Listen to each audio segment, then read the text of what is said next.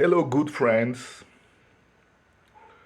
Remy sips a little coffee while warming up for the show tonight, which is about the history of the Sabbath movement, and which will get into a little bit of his own life. Tangentially, my life history will come into what we are going to discuss.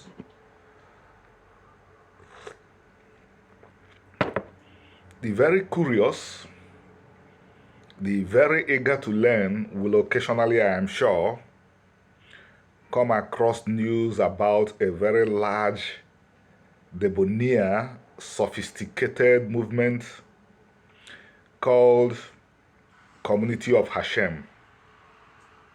This is a typical organization that started as a Sabbath movement which has roots in the Igbo society.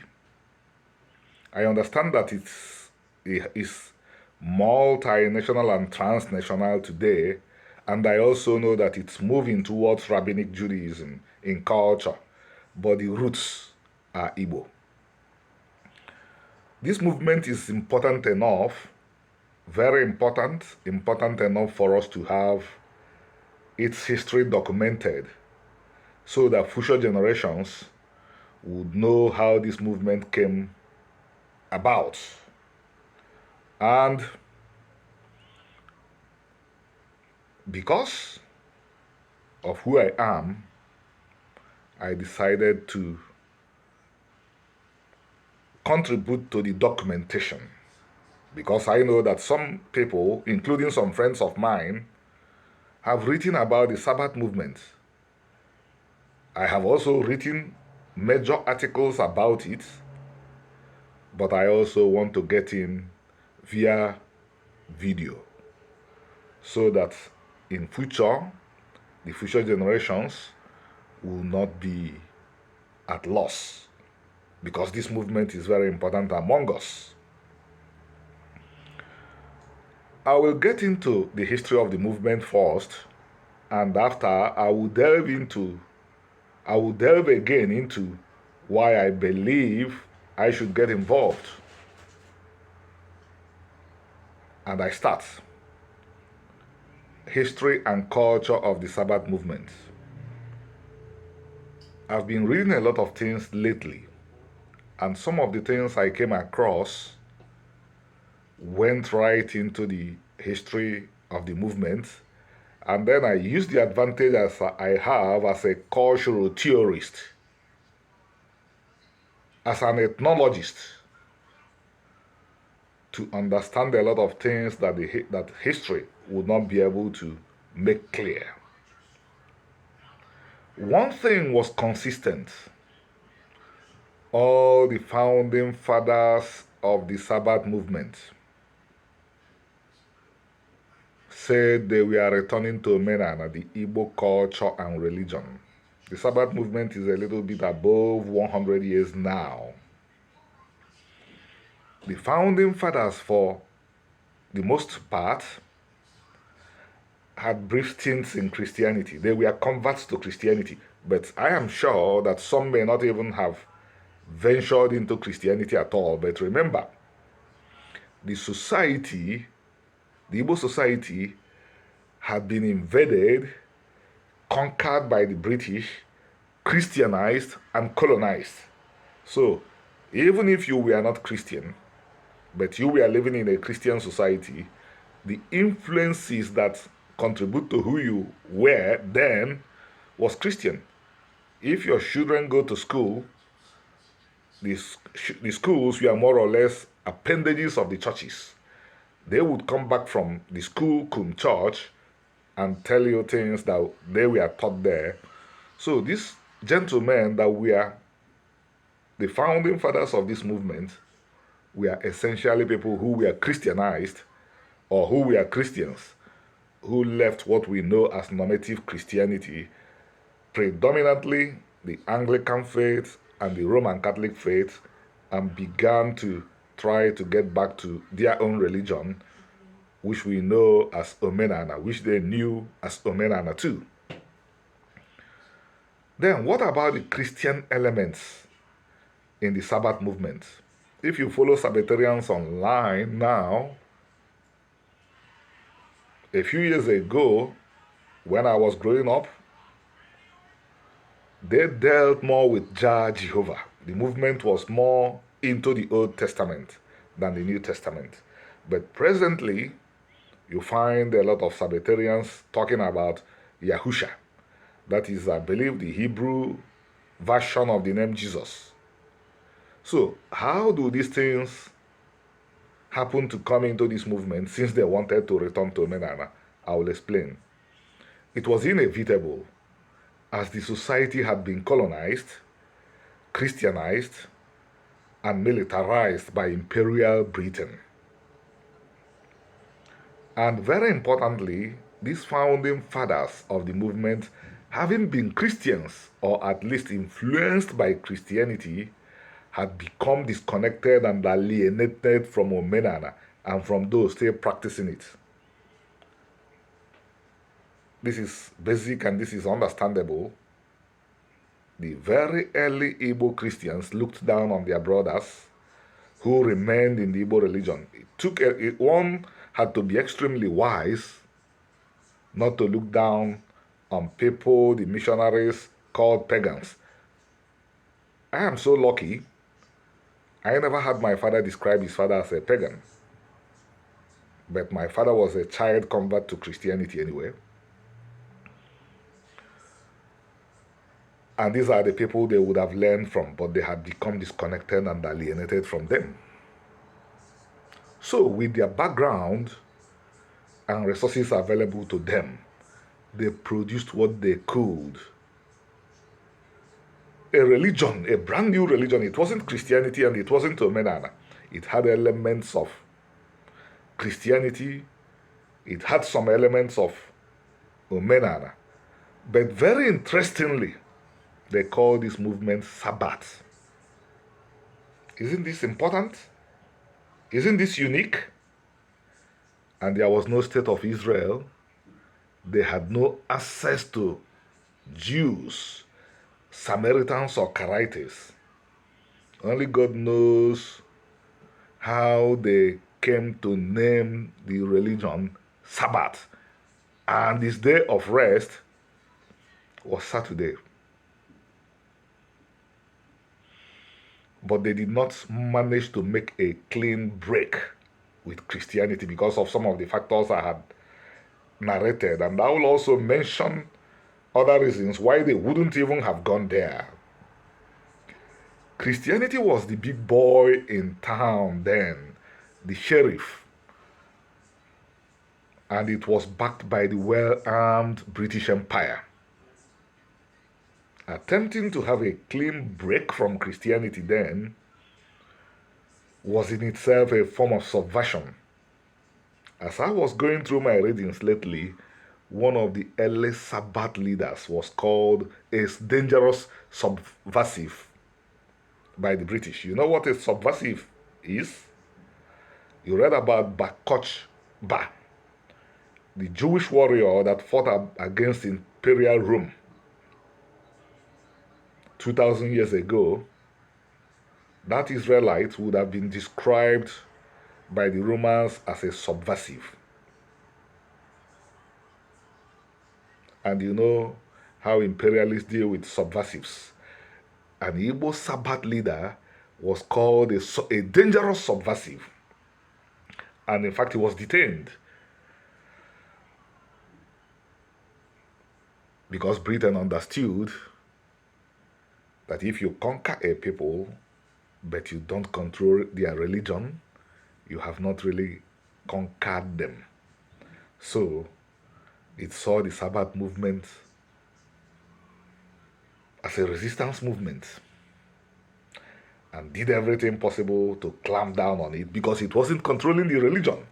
It was controlling the normative religions that it brought, but the Sabbath religion was independent. Even though it had elements of Christianity, some of the ideas in it were not Christian. So the British Empire saw it as dangerous.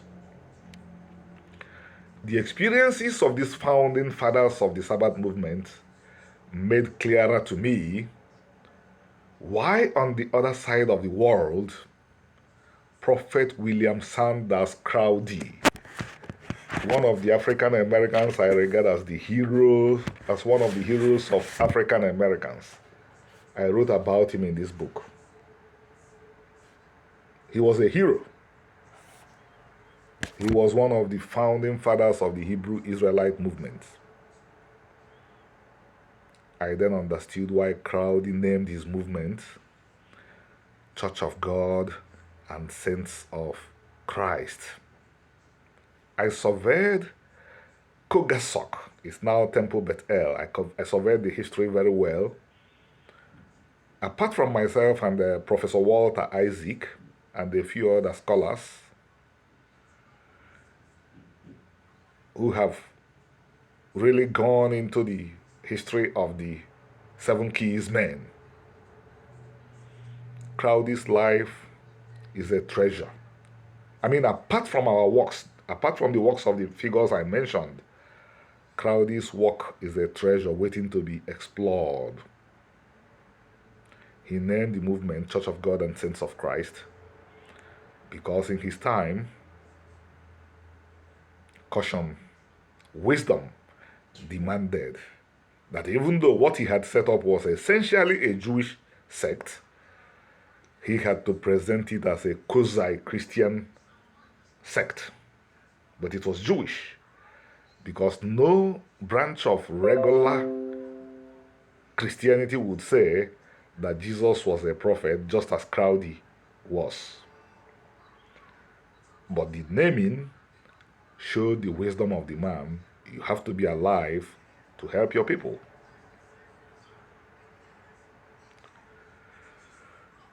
The early Sabbatarians made the same move. Even though they could not return to Menana because they lacked resources, they had become alienated from those that practiced Menana. Because of the other obstacles I mentioned, but they were clear that their intention was to return to Menana. I really enjoyed the history and I really enjoyed analyzing this movement. And why do I think that this movement deserves all this attention? It does. Because it's a major component of the Igbo people. The members already keep Sabbath. They observe a lot of the feasts in the Hebrew Bible. And with the entry of Rabbinic Judaism into the Igbo space, it has begun to do what I will call Judaism. And because a good number of his members also follow the activities of Omenana defenders, a good number of them are also beginning to learn Omenana. So they are critically important to the revival and rejuvenation of the Igbo people. Then why did I decide to get involved? I'm a descendant of scribes. My ancestors were among the people who wrote down the most widely read book, the Hebrew Bible. And in addition, I will tell you something about myself that only very few people know now. Before I came to America, many years in fact before I came to America, I was communicating with one gentleman who lived in a city called Warri, Igbo descent, Igbo origins, Igbo man from Onitsha. That was in the time of Yahoo groups, so we had not met one-on-one, and phones were rather scarce then, so we didn't know each other, but we were communicating, and he was impressed by my writings. So he offered, Remy, anytime you are in Igbo land, let me know. I would visit you. I traveled down to Igbo land. I let him know that I was in Igbo land. I was sitting in my father's obi When he walked in, he would be some years older than me. Because he was coming to my house, he greeted me. I responded. He said, "Is this the house of a lawyer called Remy Elon?" I said, "Yes." "My father's house will be referred to as my house." I said, "Yes." He said, "Is he at home?" I said, "Yes. This is Remy." He said, "You can't be Remy." I said, "But this is Remy. What do I benefit from impersonating somebody else?" He then sat down and said he was expecting to talk to a man in his 70s or 80s. He explained why he thought I was an old man. He said that an old person reincarnated me, that I have an old soul, that the things I write are the things that young people don't write, middle-aged people don't write. And many other people had viewed me that way. And I happen to know why somebody will go away with that impression of me. A little bit of my story is in this book.